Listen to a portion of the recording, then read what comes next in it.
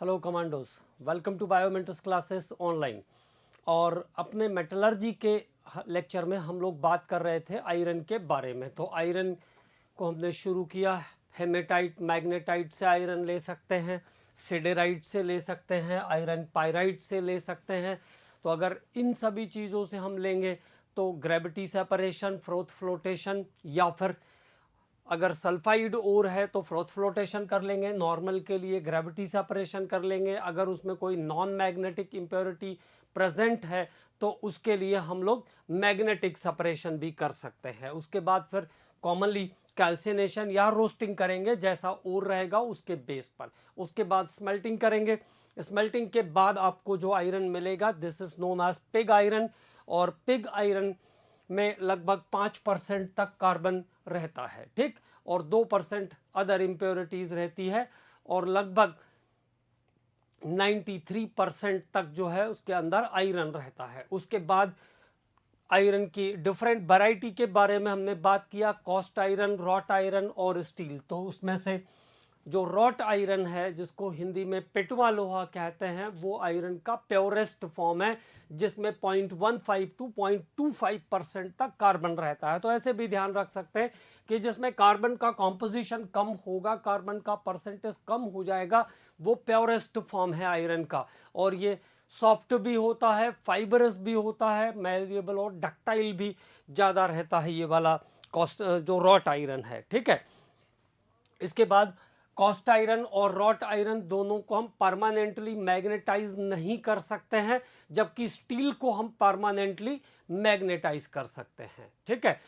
Cost iron जो है उसको हम वेल्ड नहीं कर सकते हैं, रॉट आयरन को आसानी से वेल्ड कर सकते हैं, और स्टील भी वेल्ड हो जाता है, लेकिन बहुत डिफिकल्ट होता है स्टील को वेल्ड करना। तो welding of steel is very difficult, steel को वेल्ड करना भी बहुत मुश्किल होता है, ठीक है। तो ये कुछ इनकी प्रॉपर्टीज के बारे में हम लोगों ने बात किया। अब बात करेंगे अलॉयज ऑफ स्टील। अलॉयज कौन कौन सी हैं स्टील की, उसमें क्या कंपोजिशन है, उसके बारे में बात करेंगे।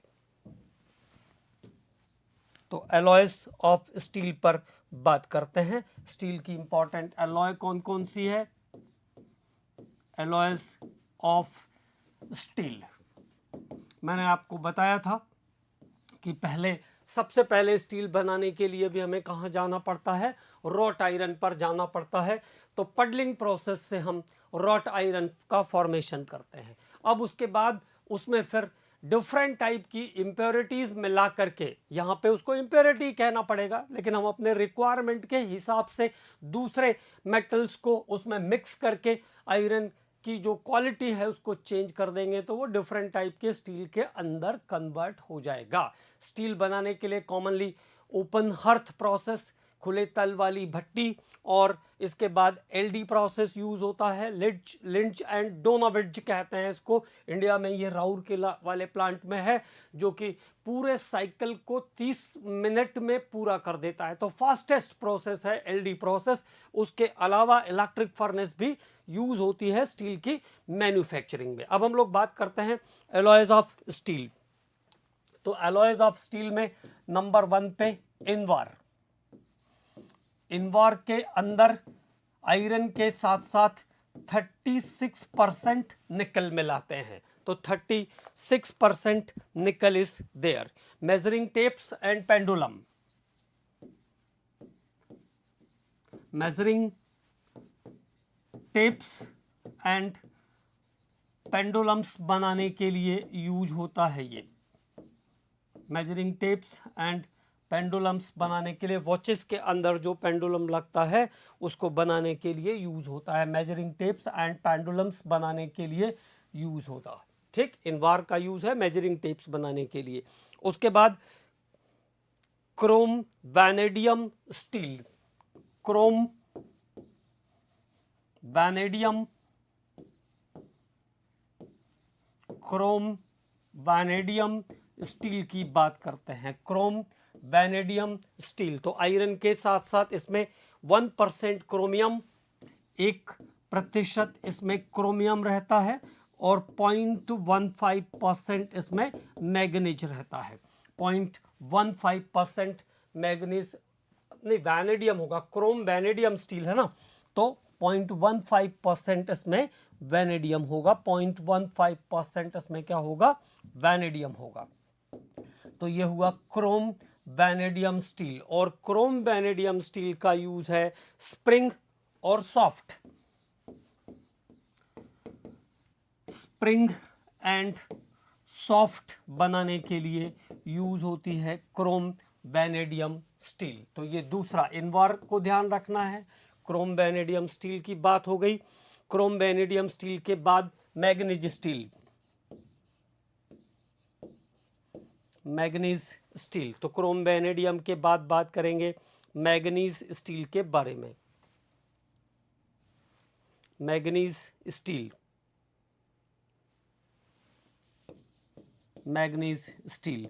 और मैग्नीज स्टील के अंदर क्या कॉम्पोजिशन रहता है, मैग्नीज स्टील के अंदर 12 से 15%, 12 to 15% मैग्नीज एडेड रहता है आयरन के साथ। तो आयरन के साथ 12 to 15% मैग्नीज प्रेजेंट रहेगा।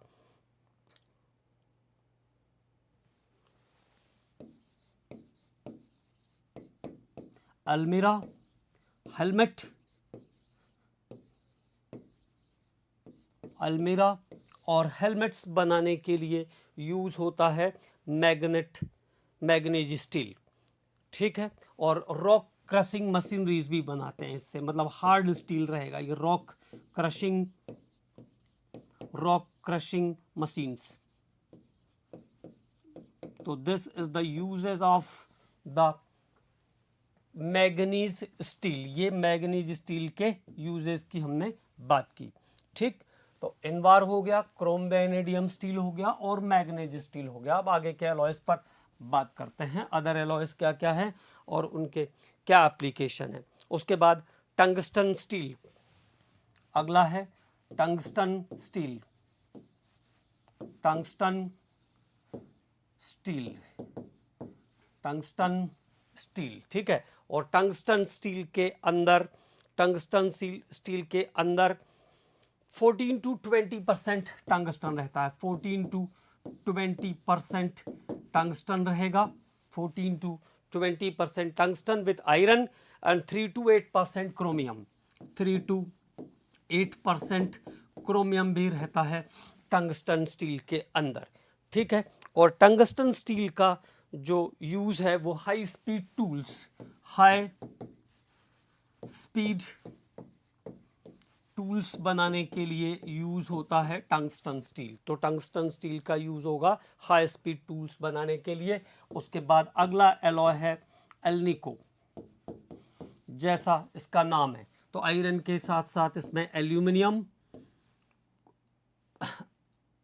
कोबाल्ट और निकल रहता है। आयरन के साथ साथ एल्यूमिनियम, निकल और कोबाल्ट रहेगा। निको मतलब एल्यूमिनियम, निकल और कोबाल्ट जैसे मेटल इसके अंदर प्रेजेंट रहते हैं। 12% एल्यूमिनियम, 20% निकल, 20% निकल और 8% कोबाल्ट रहता है। 8% कोबाल्ट का कंपोजिशन रहता है अल्निको में। और for making electromagnets, making electromagnets बनाने के लिए यूज होता है ये एलॉय। इलेक्ट्रोमैग्नेट्स बनाने के लिए यूज होता है, इलेक्ट्रोमैग्नेट्स है ना, इलेक्ट्रोमैग्नेट बनाने के लिए यूज होगी ये वाली एलॉय, ठीक। तो ये कुछ स्टील की जो अलॉयज है। इसके अलावा मैंने आपको एल्यूमिनियम की अलॉयज बताया था, कॉपर की अलॉयज बताया था। तो अलॉयज को याद रखना है, अलॉयज पे कुछ ना कुछ आ सकता है, ठीक है। अब इसके बाद बात करते हैं अगले टॉपिक पर। तो आयरन के साथ साथ क्रोमियम, कोबाल्ट, निकल और एल्यूमिनियम। आयरन, कोबाल्ट, निकल, एल्यूमिनियम शो पैसिविटी इन कॉन्सेंट्रेटेड नाइट्रिक एसिड। पहले भी बात कर चुके हैं हम लोग इसके बारे में। तो क्या करते हैं, कॉन्सेंट्रेटेड नाइट्रिक एसिड में डालने पर ये सभी मेटल्स पैसिविटी शो करते हैं। सो पैसिविटी इन कॉन्सेंट्रेटेड नाइट्रिक एसिड। तो नाइट्रिक एसिड में अगर डालेंगे तो थोड़ी देर तो रिएक्ट करेगा, लेकिन उसके बाद रिएक्शन खत्म हो रुक जाएगी और भी दूसरे किसी रिएजेंट के साथ फिर ये रिएक्ट नहीं करेगा। इस फिनोमेना को हम कहते हैं पैसिविटी। तो आयरन, कोबाल्ट, निकल, एल्यूमिनियम, ये सभी जो मेटल्स हैं ये पैसिविटी शो करती है कॉन्सेंट्रेटेड नाइट्रिक एसिड में। ये एक इंपॉर्टेंट बात है, इसको ध्यान रखना है, इससे ज़्यादा की इसमें ज़रूरत भी नहीं है। इसके बाद कुछ फॉर्मूलों पे बात कर लेते हैं। तो FeSO4.7 वाटर, इसको हम कहते हैं ग्रीन विट्रॉल। पहले आ चुका है, पहले भी बताया मैंने आपको, इसको कहते हैं ग्रीन विट्रॉल। इसके बाद NH4 whole twice SO4, NH4 whole twice SO4, FeSO4.6 water, hexa hydrated ferrous ammonium sulphate, जो कि डबल सॉल्ट है और इसको हम कहते हैं Mohr salt, Mohr salt. Okay, तो hexa hydrated ferrous ammonium sulphate को मोहर सॉल्ट कहते हैं। तो ये दो इंपॉर्टेंट फॉर्मूले, पहले जब बहुत सारा मेटलर्जी हुआ करता था तो ये सब चीज़ें इनके बारे में भी पूछते थे। जैसे अब आयरन से आयरन सल्फेट पे जाना है तो सल्फ्यूरिक एसिड से ट्रीट कर दो, तो इस टाइप की केमिकल प्रॉपर्टीज़ और उनके रिएक्शंस पे भी बात करते थे, लेकिन प्रेजेंटली इसके बारे में कोई बात नहीं करते हैं। ठीक है, अब बात करते हैं फेरिक क्लोराइड के बारे में, थोड़ी बात कर लेते हैं। FeCl3, तो फेरिक क्लोराइड।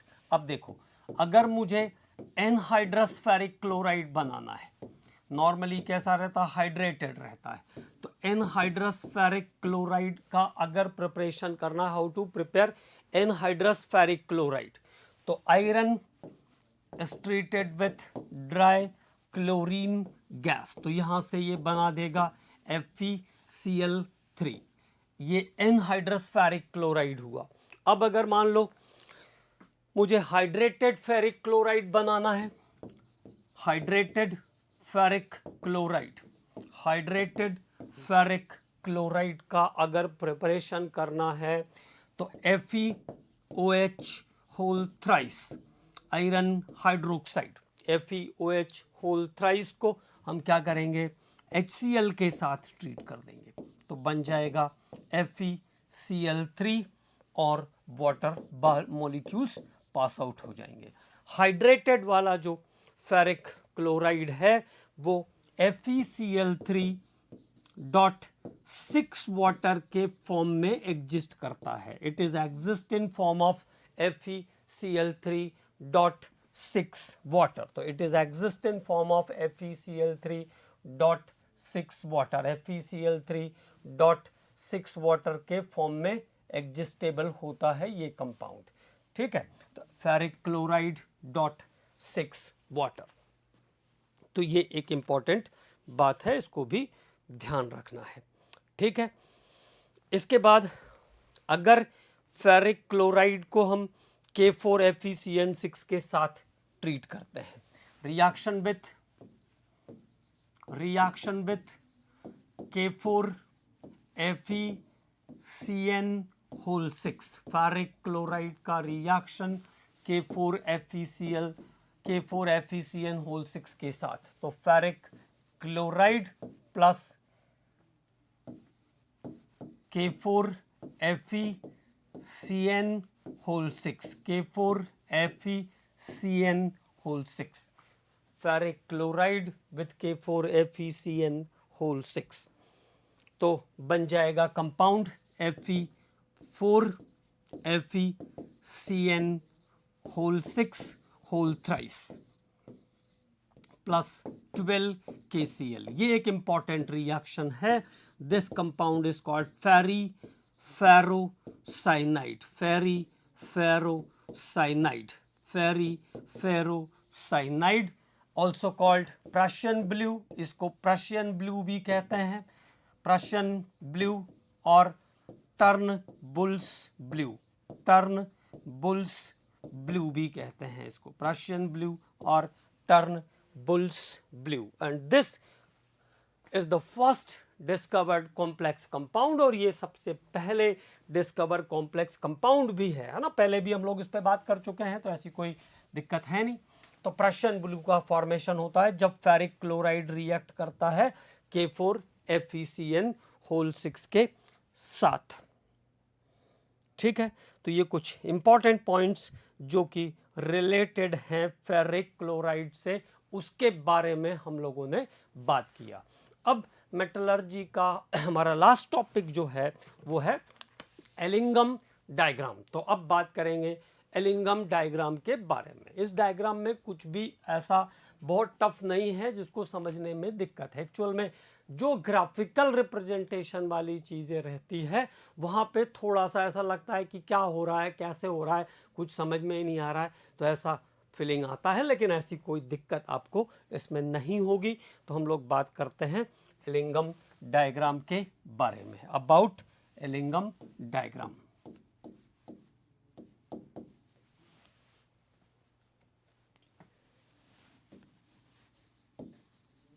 एलिंगम डायग्राम,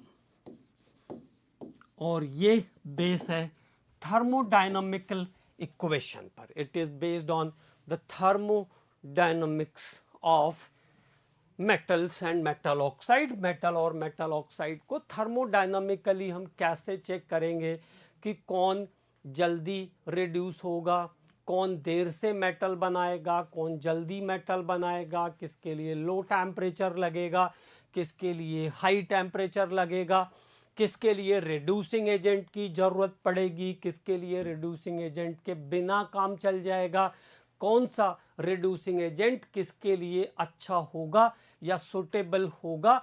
इन सब चीज़ों की जानकारी के लिए हम क्या यूज़ करते हैं, एलिंगम डायग्राम यूज़ करते हैं। ठीक है, कौन सा बेस्ट रिड्यूसिंग एजेंट है, कौन किसके लिए रिड्यूसिंग एजेंट जैसा काम करेगा, कौन सा किसके लिए रिड्यूसिंग एजेंट जैसा काम नहीं करेगा, कौन सा प्रोसेस लो टेम्परेचर पर हो जाएगा, कौन सा प्रोसेस हाई टेम्परेचर पर होगा, किस में रिड्यूसिंग एजेंट की ज़रूरत पड़ेगी, किस में नहीं पड़ेगी। तो ये सारा फिनोमेना ऑब्जर्व करने के लिए ज़रूरत पड़ती है एलिंगम डायग्राम की। It is based on delta G not equal to delta H minus T delta S. तो ये thermodynamic equation Gibbs Helmholtz equation पर बेस्ड है। It is based on Gibbs Helmholtz equation. किस पे बेस्ड है, Gibbs Helmholtz equation पर base है। तो del G standard is what, free energy, standard free energy, standard free energy, मानक मुक्त ऊर्जा, स्टैंडर्ड फ्री एनर्जी। ओके, मानक मुक्त ऊर्जा। डेल्टा एच क्या है यहाँ पे, एंथैल्पी है, change in enthalpy. Enthalpy change मैं ऐसा लिख देता हूं तो भी कोई दिक्कत नहीं है, एंथैल्पी चेंज है delta ji. T is the temperature, T क्या है, टेम्परेचर। और delta S is what, change in entropy, change in entropy. Delta S क्या है, चेंज इन एंट्रोपी। तो एंट्रोपी के बारे में आपको पता है, सॉलिड स्टेट में किसी भी सब्सटेंस का एंट्रोपी मिनिमम होता है। जब वो लिक्विड में आएगा, मतलब मॉलिक्यूलर इंटरैक्शन फोर्स जब कम होगा तो एंट्रोपी थोड़ी बढ़ जाएगी, और जब गैस स्टेट में आएगा तो एंट्रोपी और ज़्यादा बढ़ जाएगी। तो गैसेस के अंदर एंट्रोपी सबसे ज़्यादा, उसके बाद लिक्विड्स में, और सबसे कम एंट्रोपी कहाँ पे होती है, सॉलिड स्टेट में होती है। ये हम लोग बैकग्राउंड बना रहे हैं जैसे कि बातें आपको सब समझ में आए कि कहाँ पर क्या हुआ। ठीक, तो del G is what, it is the standard free energy change. Del G not is standard free energy change. What is del H standard, तो it is standard free enthalpy change, standard enthalpy change, or T is the temperature, standard entropy change and standard entropy change. Okay, यहां तक clear. तो ये बात हुई Ellingham diagram से related कुछ points पर। एलिंगम डायग्राम किस पे बेस है, delta G equal to delta H minus T delta S पर बेस है Ellingham diagram. Okay, it is relation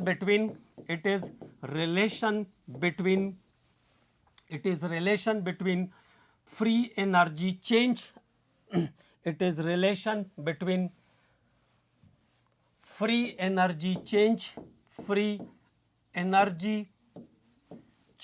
it is relation between free energy change and relation between free energy change and temperature।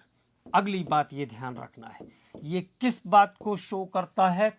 Del जी और temperature के बीच, del G standard और temperature के बीच के relation को show करता है। Show the relation between temperature and delta G. तो जो भी ग्राफ प्लॉट करेंगे हम, वो किसके बीच होगा? डेल जी और टी के बीच, डेल जी स्टैंडर्ड और टी के बीच सारे ग्राफ यहां पे प्लॉट होते हैं। ठीक, अगली बात पे बात करते हैं, नेक्स्ट पॉइंट पे बात करते हैं। तो ये चीज क्लियर। और अगली जो कंडीशन है वो क्या ध्यान रखना है? Del G equal to 0 at chemical equilibrium, del G equal to 0 at chemical equilibrium, del G equal to 0 at chemical equilibrium। जब कोई रिएक्शन इक्विलिब्रियम पर होगी तो उसके लिए डेल्टा जी की वैल्यू 0 होती है। मतलब दोनों फॉरवर्ड और बैकवर्ड डायरेक्शन की रिएक्शन के लिए एनर्जी का जो चेंज होता है, जो ट्रांसमिशन होता है, वो सेम होता है। तो del G equal to 0 at chemical equilibrium, है ना। केमिकल इक्विलिब्रियम पर हमेशा डेल्टा जी की वैल्यू कैसे होगी? 0 होगी। देखो, जैसे एक रिएक्शन की हम बात करें, जैसे मैंने कहा C plus O2, तो C is the solid, O2 is the gas। now what happens? formation of CO2 gas. तो C plus O2 ने क्या मिलके क्या बनाया? CO2 बनाया। और डेल्टा N किसके लिए लेते हैं हम? For only the gases. Change in moles is only for the gases. कोई भी KP किसके लिए हम पढ़ते हैं? गैसेस के लिए पढ़ते हैं, फॉर द गैसेस। तो जरा यहां पे हम डेल्टा N की बात कर लें। How many moles of carbon dioxide is there? It is gas 1 mole. NP minus NR is the formula. Recall कर देता हूं मैं आपको फॉर्मूला भी, NP minus NR। It means the number of moles of product minus number of moles of reactant. ये delta N निकालने का हमारा फॉर्मूला हुआ। तो देखो CO2 के कितने मोल हैं? 1 मोल हैं। इस साइड रिएक्टेंट साइड पर O2 के 1 मोल हैं।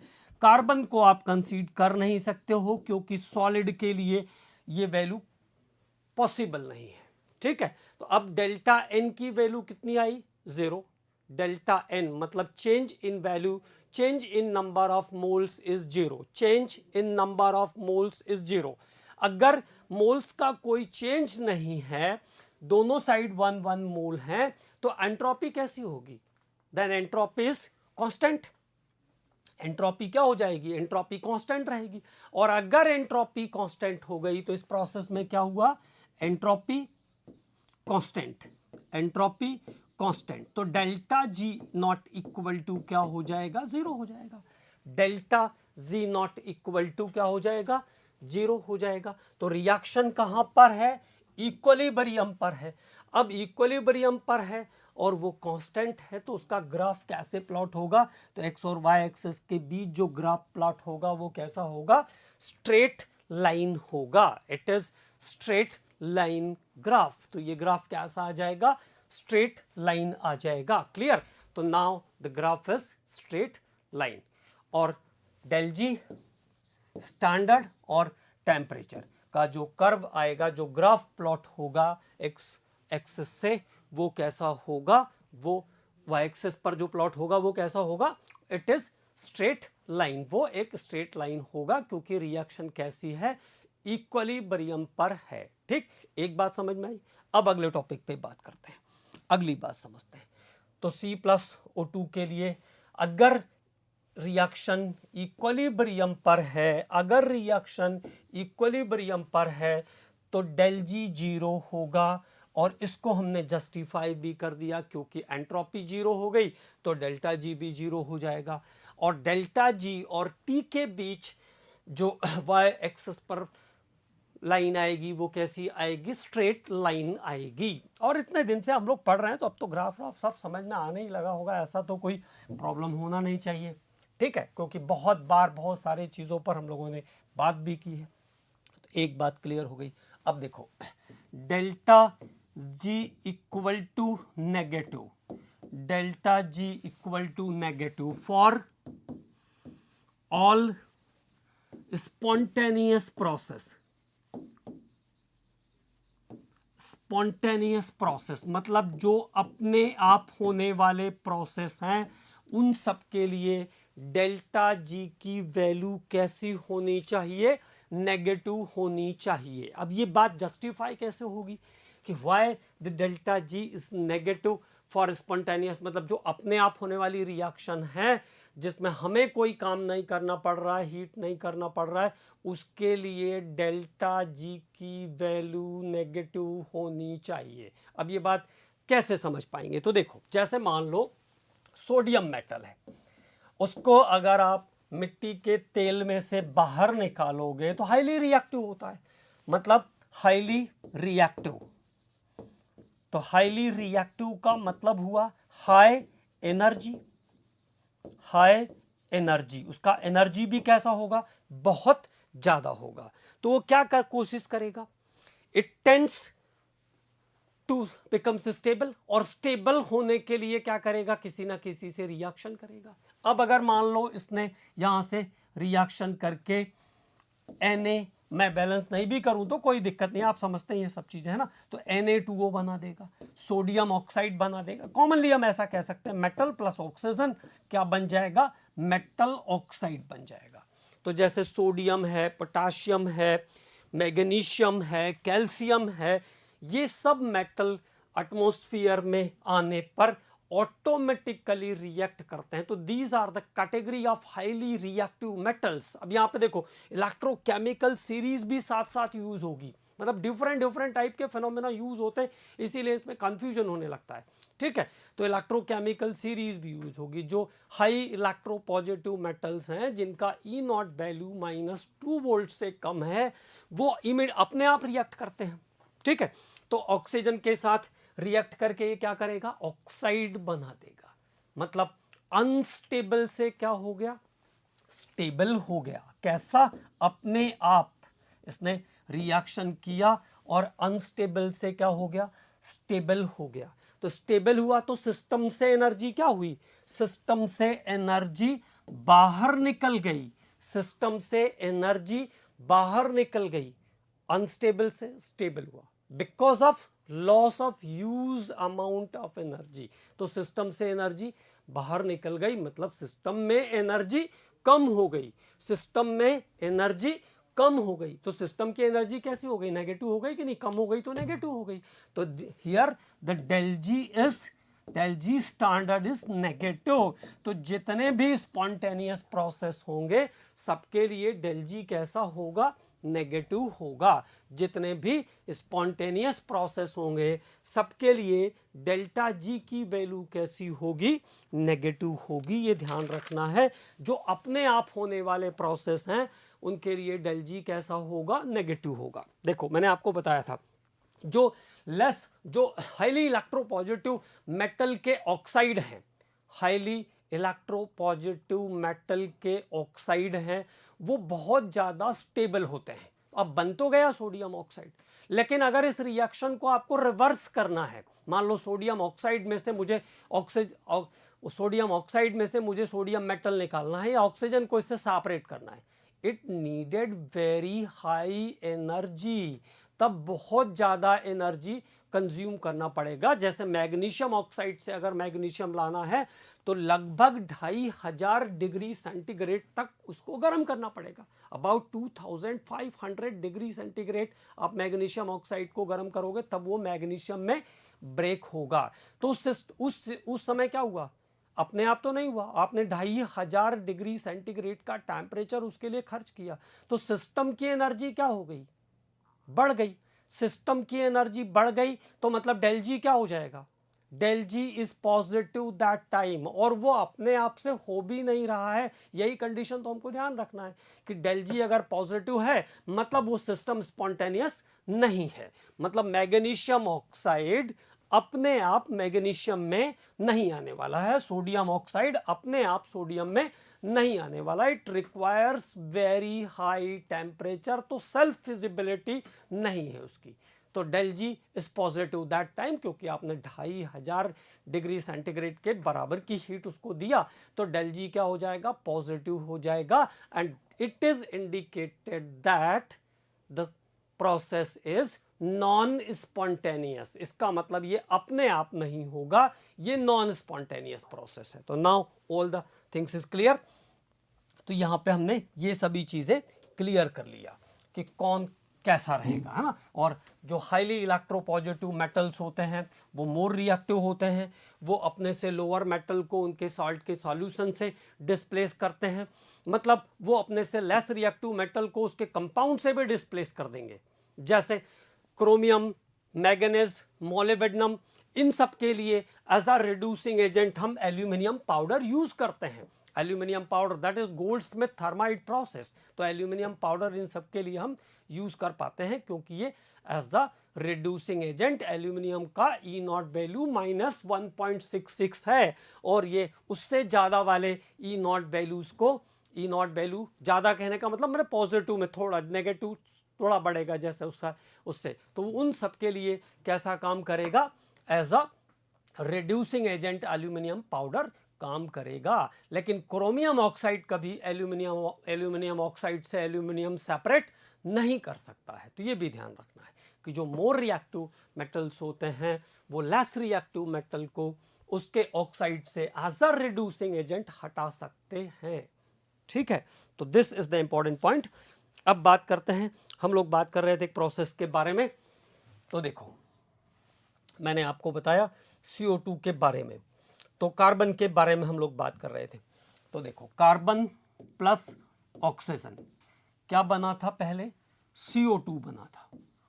जब हमने CO2 बनाया तो that time delta N is what, delta N is 0, delta N 0 मतलब मोलिक्यूल्स का या मोल्स का चेंज नहीं हो रहा है, तो एंट्रोपी 0 हो जाएगी, डेल जी भी 0 हो जाएगा। तो इस कंडीशन में डेल जी की वैल्यू 0 हो जाएगी और रिएक्शन कैसी हो जाएगी, इक्विलिब्रियम पर आ जाएगी। तो रिएक्शन इन इक्विलिब्रियम,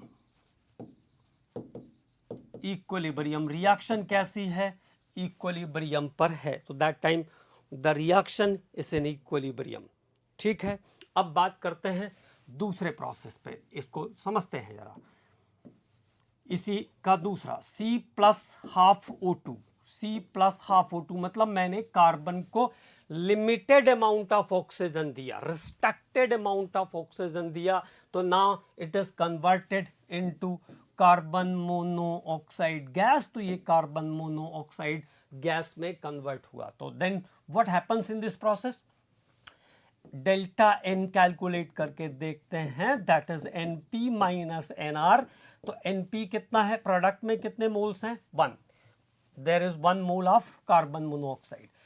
ये कैसा है, सॉलिड है, only the gaseous content are taken. तो कितना, -0.5, आधा मतलब 0.5, तो वैल्यू कितनी आ गई, 0.5, पॉजिटिव की 0.5, पॉजिटिव की वैल्यू कैसी आ गई, 0.5 आ गई। तो एंट्रोपी क्या हो रही है, बढ़ रही है। एंट्रोपी दैट टाइम,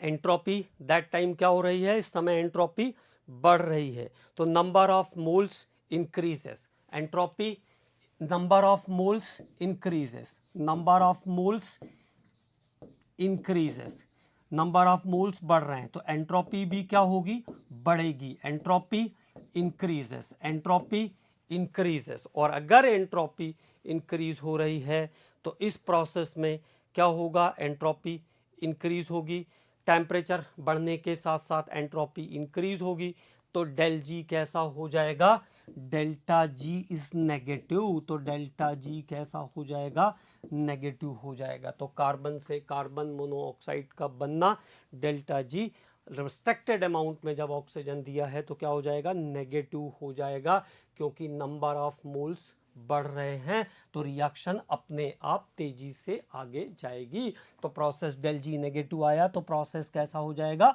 स्पॉन्टेनियस हो जाएगा। ठीक है, एक और पॉइंट पे बात करते हैं, one more point is there, एक और पॉइंट पे हम बात करते हैं, फिर इसको इसके कर्व को लेते हैं।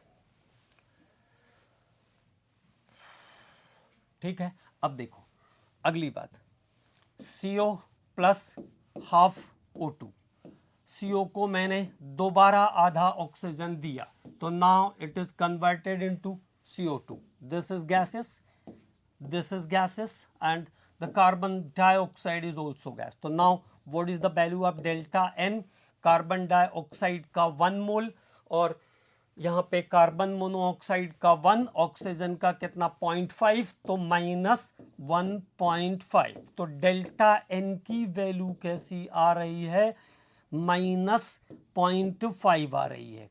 डेल्टा एन की वैल्यू कैसी आ रही है, -0.5, मतलब number of molecules, number of gases molecules कम हो रहे हैं। अगर मॉलिक्यूल्स कम होंगे तो एंट्रोपी भी क्या हो जाएगी, कम हो जाएगी। तो एंट्रोपी क्या हो जाएगी, कम हो जाएगी। टेम्परेचर बढ़ने के साथ साथ एंट्रोपी कम हो जाएगी। तो डेल जी कैसा किस तरफ जाएगा, डेल जी कैसा हो जाएगा, पॉजिटिव हो जाएगा। And reaction is non spontaneous, reaction कैसी हो जाएगी, नॉन स्पॉन्टेनियस हो जाएगी। रिएक्शन इज नॉन स्पॉन्टेनियस, यहाँ डेल जी बढ़ जाएगा और ये रिएक्शन कैसी हो जाएगी, नॉन स्पॉन्टेनियस हो जाएगी। तो अगर अब देखो, अब यहाँ से क्या चीज़ हमको समझ में आई, अब यहाँ से हमको एक बात तो समझ में आ गई कि अगर डेल जी और टी के बीच हम कर्व की बात करेंगे तो क्या C प्लस O2 CO2 के लिए कैसा आएगा, इक्विलिब्रियम पर है तो डेल जी की वैल्यू कैसी आ जाएगी, 0 आ जाएगी। तो यहाँ पे अगर डेल जी 0 है मतलब टेम्परेचर का कोई इफेक्ट नहीं पड़ने वाला है, तो डेल जी इक्वल टू 0, मतलब रिएक्शन इन इक्विलिब्रियम, रिएक्शन कैसी है, साम्यावस्था पर है। उसके बाद क्या हुआ, सेकंड पॉइंट पर हमने किया, हाई टेम्परेचर पर अगर हम जाते हैं तो CO देखो, CO plus half O2, CO plus half O2, carbon monoxide तो कार्बन डाइऑक्साइड का फॉर्मेशन, डेल्टा एन कैसा आ रहा था, यहाँ पे 1.5 और यहाँ पे 1, तो पॉजिटिव का 0.5, पॉजिटिव का 0.5, अच्छा यहाँ पे ये 1 और यहाँ पे ये 1.5, तो प्रोडक्ट माइनस रिएक्टेंट 1 माइनस 1.5, तो ये आ गया डेल्टा एन इक्वल टू -0.5, मतलब एंट्रोपी कम हो रही है, टेम्परेचर बढ़ाने पर एंट्रोपी कम हो रही है। एंट्रोपी कम होगी तो डेल्टा जी किधर के रीजन में जाएगा, पॉजिटिव के रीजन में जाएगा। तो that time delta G is positive. तो टेम्परेचर मान लीजिए ये आपका डेल जी पॉजिटिव का रीजन है, ये डेल जी नेगेटिव का रीजन है, तो ये ग्राफ किधर जाएगा, इस तरफ को जाएगा। पॉजिटिव मतलब हाई टेम्परेचर पर डेल जी इसमें पॉजिटिव होता जाएगा। ठीक, इसके बाद अगले वाले स्टेप पे बात करते हैं। तो C plus half O2, C plus half O2 is the formation of carbon monoxide. तो डेल्टा N कितना आ गया था, यहाँ पे प्रोडक्ट में कितने 1, रिएक्टेंट में कितने 0.5, तो कितना बच गया रिजल्टेंट, प्लस का 0.5 मोल बच गया। और मोल्स ऑफ प्रोडक्ट ज़्यादा है, तो मोल्स ऑफ प्रोडक्ट ज़्यादा होगा जब गैसेस मॉलिक्यूल्स ज़्यादा होंगे तो एंट्रोपी इंक्रीज हो जाएगी, और एंट्रोपी इंक्रीज हो जाएगी तो डेल जी कैसा हो जाएगा, नेगेटिव हो जाएगा। मतलब आपका जो स्लोप है वो किस साइड को आ जाएगा, वो नेगेटिव साइड को आ जाएगा। तो the slope is in negative side. तो ये ध्यान रखेंगे, ये बहुत इंपॉर्टेंट पॉइंट है। ऐसा पूछते हैं कि लिमिटेड अमाउंट में अगर हम कार्बन को ऑक्सीजन दे करके कार्बन मोनोऑक्साइड बनाएंगे तो स्लोप कैसा होगा, या स्लोप नेगेटिव डेल्टा जी की तरफ जाता है तो क्यों जाएगा नेगेटिव डेल्टा जी की तरफ, क्योंकि डेल्टा एस बढ़ रहा है तो डेल जी कैसा हो जाएगा, मोर नेगेटिव हो जाएगा। इसलिए स्लोप क्या आ जाएगा उसका, नेगेटिव जी, मतलब अपने आप होने वाले प्रोसेस की तरफ आ जाएगा वो। इसीलिए कार्बन मोनोऑक्साइड जो होता है वो अच्छा रिड्यूसिंग एजेंट होता है। Carbon monoxide is sometime good reducing agent. ठीक है, क्लियर। तो सी प्लस हाफ O2, ये वाला है तीसरा वाला, C plus half O2 CO, carbon monoxide का बनना टेम्परेचर ज़्यादा टेम्परेचर पे बना, हाई टेम्परेचर पे बना, लेकिन उसके बाद क्या हो रहा है, डेल जी उसका नेगेटिव की तरफ आ रहा है क्योंकि एंट्रोपी बढ़ रही है। क्योंकि एंट्रोपी बढ़ रही है तो एंट्रोपी बढ़ेगी तो डेल जी कैसा हो जाएगा, नेगेटिव हो जाएगा। Then plot is towards negative delta G side, तो नेगेटिव डेल्टा जी की साइड आ जाएगा उसका प्लॉट। ओके, ये बात क्लियर। अब बात करते हैं अगले टॉपिक पर। छोटे छोटे टॉपिक्स में मैंने इसको बांट दिया ताकि ये आराम से समझ में आए, अदरवाइज बहुत दिक्कत करता है ये। ठीक है, अब देखो एक और बात करते हैं हम, डेल जी वर्सेस टेम्परेचर। अब मान लो delta G versus temperature curve की हम बात कर रहे हैं, ठीक। और तीन मेटल्स के लिए हम अलग अलग बात कर लेते हैं। यहाँ पे तीन अलग अलग मेटल के लिए हम बात करते हैं। तो that is on temperature T1, अब temperature T2, that is T1, that is temperature T2, and there is temperature T3। मतलब हम टेम्परेचर बढ़ाने की कोशिश कर रहे हैं। ठीक है, T1, T2 एंड T3। तो अगर मैं सिल्वर ऑक्साइड की बात करूं, अब देखो सिल्वर ऑक्साइड किस कैटेगरी में आता है, तो इधर एंट्रोपी पॉजिटिव, सॉरी इधर एंट्रोपी नेगेटिव और इधर की एंट्रोपी पॉजिटिव। तो सिल्वर ऑक्साइड कैसा है, लेस इलेक्ट्रोपॉजिटिव मेटल का ऑक्साइड है। It is oxide of less electropositive metal, और लेस इलेक्ट्रोपॉजिटिव मेटल के जो ऑक्साइड होते हैं वो हीट करने पर डिकम्पोज हो जाते हैं। लेस इलेक्ट्रोपॉजिटिव मेटल के ऑक्साइड हीट करने पर डिकम्पोज हो जाते हैं, हीट करने पर डिकम्पोज हो जाते हैं एट वेरी लो टेम्परेचर। तो सिल्वर ऑक्साइड से अगर मुझे सिल्वर निकालना है तो मैं लो टेम्परेचर पर रखूंगा और वो आसानी से क्या होगा, सिल्वर ऑक्साइड से सिल्वर में डिकम्पोज हो जाएगा। ठीक, तो oxide of less electropositive metal, oxide of less electropositive metal, electropositive metal easily decompose, easily decompose, easily decompose। Less electropositive metal के जो ऑक्साइड हैं वो आसानी से क्या हो जाते हैं, डिकम्पोज हो जाते हैं, लो टेम्परेचर पर डिकम्पोज हो जाते हैं। अगली बात, अगर मैं सेकंड में मर्क्यूरिक ऑक्साइड के बारे में बात करता हूं, तो मर्क्यूरिक ऑक्साइड पहले डिकम्पोज होगा, और क्योंकि डिकम्पोजिशन मतलब लिक्विफिकेशन, तो लिक्विफिकेशन तक ऐसा, तो पहले सॉलिड से लिक्विड में आया, लिक्विड से ये क्या होगा, गैसेस स्टेट में चला जाएगा, इसलिए ग्राफ ऐसा आ रहा है ना।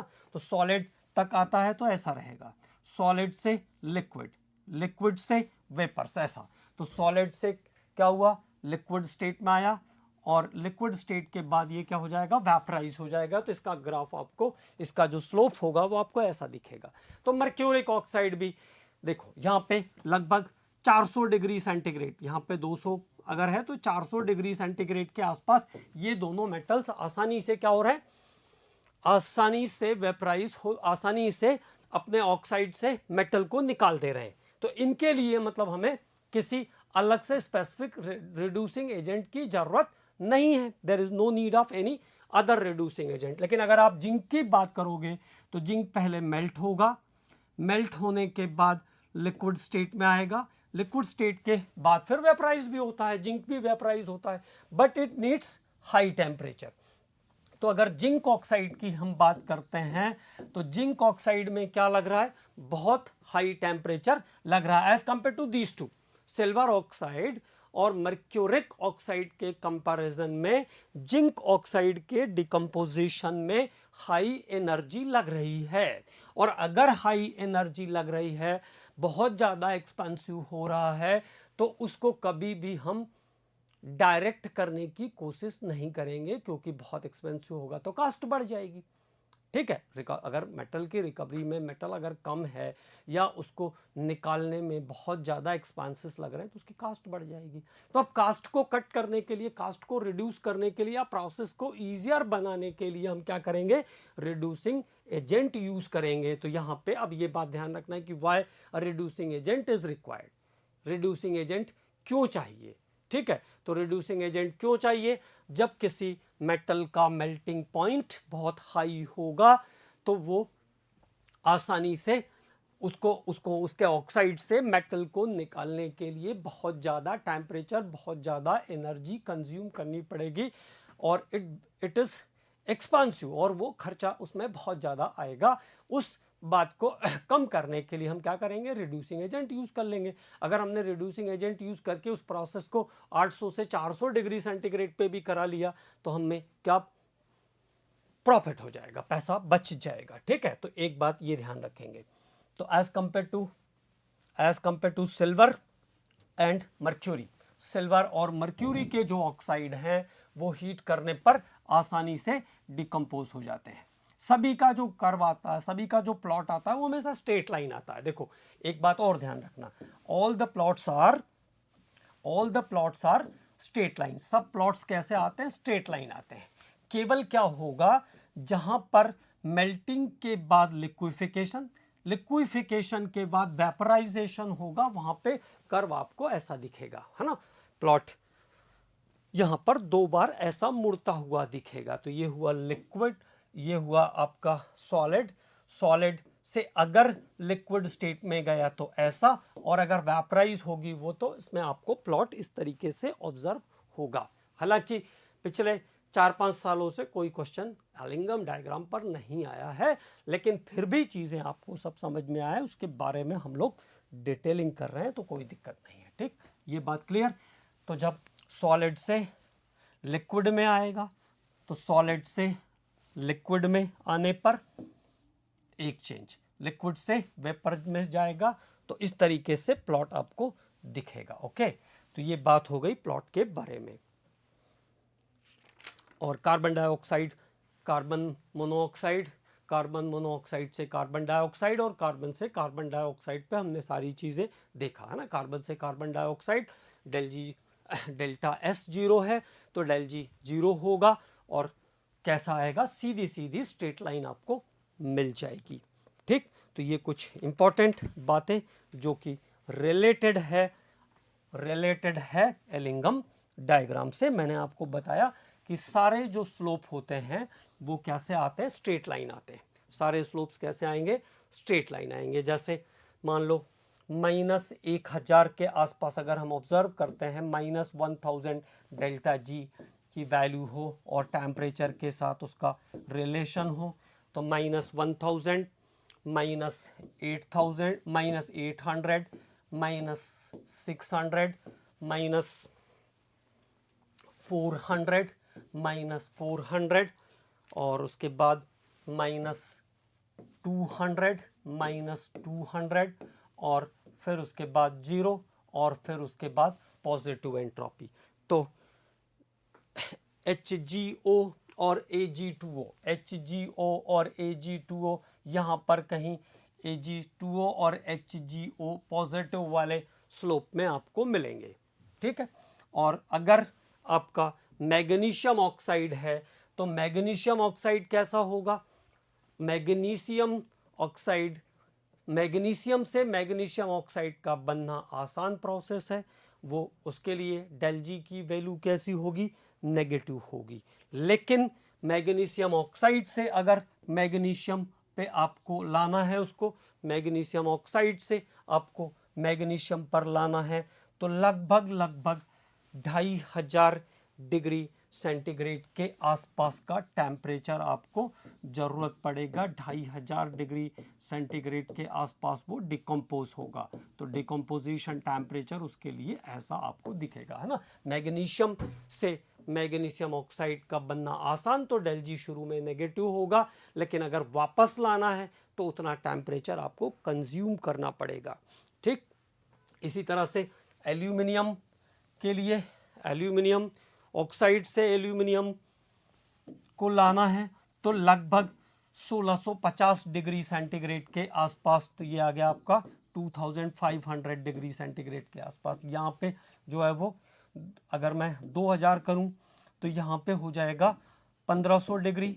तो ये लगभग एल्यूमिनियम से एल्यूमिनियम ऑक्साइड पर लाने के लिए 1650 डिग्री सेंटीग्रेड, 1650 केल्विन का टेम्परेचर कंज्यूम करेगा, ठीक है। 1650 केल्विन का टेम्परेचर कंज्यूम करेगा, ठीक। और जिंक से जिंक ऑक्साइड का बनना, जिंक से जिंक ऑक्साइड का बनना नेगेटिव डेल जी के फॉर्मेट में है, लेकिन जिंक ऑक्साइड का जिंक में आना फिर हाई टेम्परेचर पर जाएगा, लगभग 800-900 डिग्री सेंटीग्रेड के आसपास, ठीक। तो ये कुछ रिएक्शंस के लिए कर्व हैं, इसको एक बार आप बुक को भी देख लीजिएगा, सारी चीज़ें आपको क्लियर हो जाएगी। अब इसमें आपको कोई प्रॉब्लम नहीं होने वाली है। जैसे एल्यूमिनियम है और मैग्नीशियम है, तो मैग्नीशियम एल्यूमिनियम से एक अच्छा रिड्यूसिंग एजेंट होगा, ये भी हम यहाँ से जस्टिफाई कर सकते हैं, ठीक है। क्रोमियम के लिए भी जो लाइन आती है Cr2O3 के लिए, वो कैसी आएगी, ऐसी आएगी। तो एल्यूमिनियम जो है वो लोअर लाइन पे है, इसलिए एल्यूमिनियम क्या करेगा, वो क्रोमियम के लिए ऐसा रिड्यूसिंग एजेंट काम कर सकता है। कर्व में कुछ भी नहीं है, सारे स्ट्रेट लाइंस आते हैं, केवल जहां पर वो लिक्विफाई या वेपराइज होगा वहां पे वो प्लॉट्स चेंज हो जाते हैं, रूट चेंज हो जाता है, आप ऐसे ध्यान रख लो, है ना। तो this is about the Ellingham diagram.